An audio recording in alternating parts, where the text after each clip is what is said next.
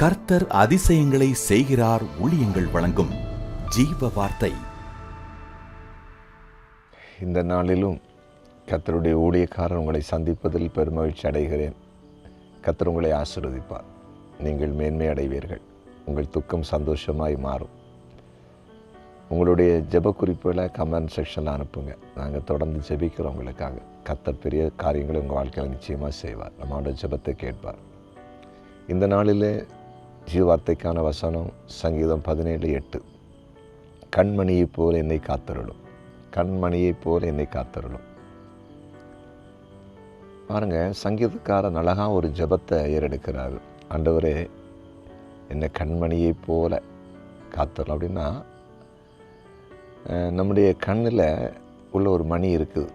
அதான் பார்வையை ஊட்டுகிறது, அதான் பார்வையை நமக்கு கொடுக்கிறது. இந்த கண்ணுக்குள்ளே கருவிழின்னு ஒன்று இருக்குது, பார்த்தீங்களா? அதை சுற்றி வெண்மையான ஒரு திரை இருக்குது. அதுக்கு அடுத்து நடுவில் கருமையான ஒரு கருப்பாக ஒரு இது இருக்குது. அந்த கருப்பு தான் முக்கியமானது. அந்த கருவிழியில் அந்த கருப்பாக இருக்கிறதுல ஏதாவது ஒரு டேமேஜ் வந்துச்சுன்னா பார்வை போயிடும். அப்போ பாருங்கள், ஆண்டவர் இந்த கண்ணை பாதுகாக்கிறதுக்கு மேலே எவ்வளோ அழகான ஒரு இமையை வச்சுருக்காரு.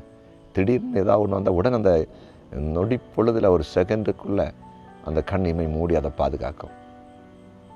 இப்போ அதான் சங்கீதக்காரனும் ஜெபிக்கிறார். எப்படி ஜெபிக்கிறார் தெரியுமா? ஆண்டவரே, அந்த கண்மணியை பாதுகாக்கிறதுக்கு எப்படி மேல் அந்த ஒரு திரை வச்சுருக்கீங்களோ, அதே போல் நீங்களும் எனக்கு கூட இருந்து என்னை காத்தன்னு சொல்லி ஜெபிக்கிறத பார்க்குறோம். ஆம் தேவ பிள்ளைகளே, நம்முடைய ஆண்டு நம்மை கண்ணின் கண்மணியைப் போல காத்து நடத்துவார். சோர்ந்து போகாதீங்க.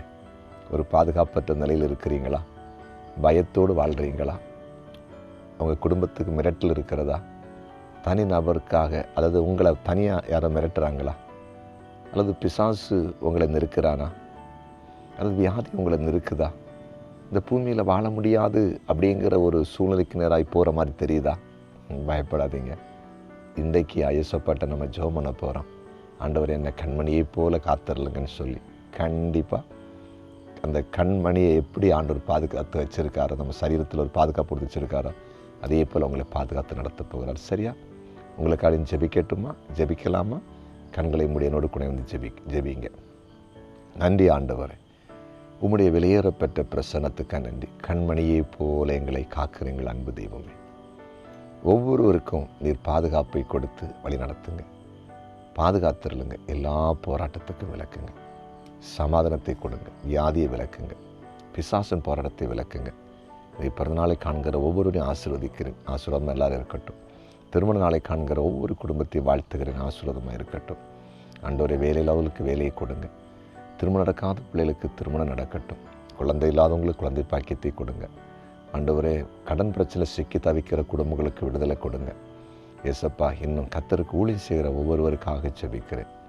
ஒவ்வொரு குடும்பத்திலும் தேவனுடைய பிரசன்னம் வெளிப்படட்டும். பெரிய காரியத்தை செய்யுங்க. இயேசுவின் நாமத்தில் பிதாவே.